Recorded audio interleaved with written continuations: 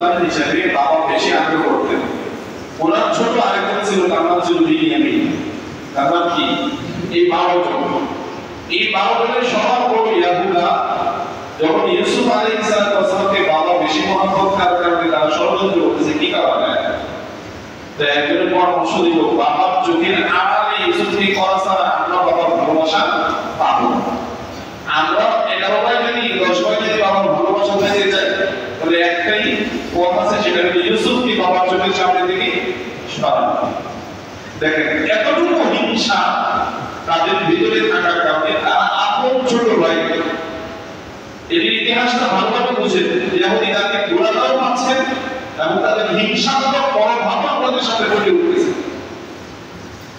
আপন ভাইকে বাবা আদর করে এতটুকু সহ্য করতে না পেরে হিংসা প্রবণ হয়ে আপন ছোট ভাইকে বাবার চোখের আড়াল করার জন্য যে ষড়যন্ত্র যে জাতি করছে, তারা ইহুদি জাতি। হুজুর তখন ওই ইহুদি জাতি আবির্ভাবই হয়নি, আপনি তাদেরকে ইহুদি জাতি বলতেছেন। এখন শুনেন, এই 12 জনের বড় যে ছিল তার নাম ছিল কি? ইয়াহুদা। যখন পরামর্শ হলো ইউসুফকে বাবার চোখের আড়াল করতে হবে, তখন কেউ বলল কিভাবে করব, পরামর্শ করছে কিভাবে আড়াল করব। একজন বলছে হত্যা করে ফেলে। সূরা ইউসুফের মধ্যে বিস্তারিত বিবরণ আসছে। অপরজন বলছে না, তাকে অন্য দেশে ফেলে দিয়ে আসে। আবার কেউ বলে যে বলো ইউসুফা, কেউ বলে তাকে হত্যা করো, আমি রকম মহান, আরেকজন বলে না, অন্য কোনো দেশে তাকে নিয়ে ফেলে দিয়ে আসো। ইয়াকুল আকুল ওয়াজহ আবিকুম, তোমার বাবার চেহারা, তোমাদের বাবার চেহারা তোমাদের জন্য খালি হবে। মানে যারা বেশি আদর করে এই চোখের সামনে থেকে চলে গেলে আদর আপন হতেই যাবে। তখন সাধারণত বড় ভাই বুদ্ধিমত্তা একটু বেশি থাকে, এই সবার বড় যে ইয়াহুদা এই পরামর্শ দিল, ক্বালা কায়িলুম মিনহুম লা তাকুলু ইউসুফা। এই কালা কায়িল তাফসীরের মধ্যে আছে ইয়াহুদা বড় ভাই।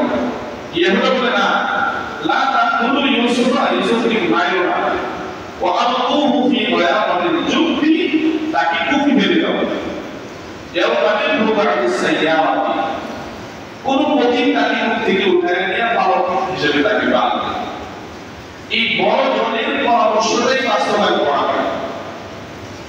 বড় জনের পরামর্শে তাকে কুপি ফেলা হয় এবং কুপি ফেলার সময় নির্মম ভাবে হাত পা বেঁধে পরনের কাপড় খুলে কুপি ফেলা হয়। হেফাজত করেছেন কি? কার মাধ্যমে হেফাজত করেছেন? জিবরিলের দ্বারার মাধ্যমে। জিবরিলকে আল্লাহ পাঠিয়েছেন, এত দ্রুত জিবরিল আসছেন। কয়েকবার জিবরিলের দ্রুত ছুটি হয়েছে। একবার ইসমাঈলের গলায় যখন বাবা ইব্রাহিম